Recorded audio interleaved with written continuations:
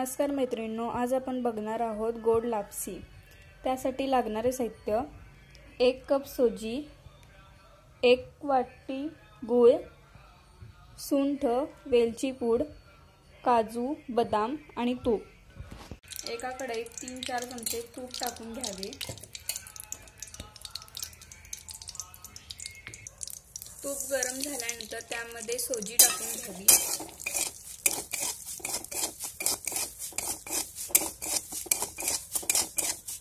सोजी तुपात छान भाजून घ्यावी।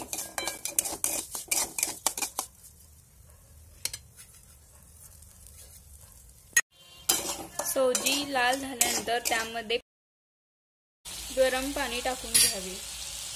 सोजी शिजण्यासाठी 10 मिनिटे झाकून ठेवावे। 10 मिनिटांनी झाकण काढून चेक करून घ्यावे। सगळं पाणी आटून सोजी शिजलेली आहे। आता त्यामध्ये गूळ टाकून घ्यावा व नंतर त्यामध्ये ड्रायफ्रुट्स टाकून घ्यावे। सुंठ पावडर आणि वेलची पावडर टाकून सर्व मिक्स करून घ्यावे।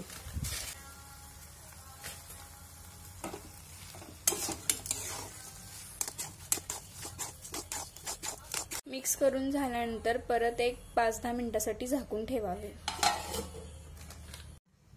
5 मिनिटांनी टोपण काढून बघूया। तयार झाली आपली लापसी।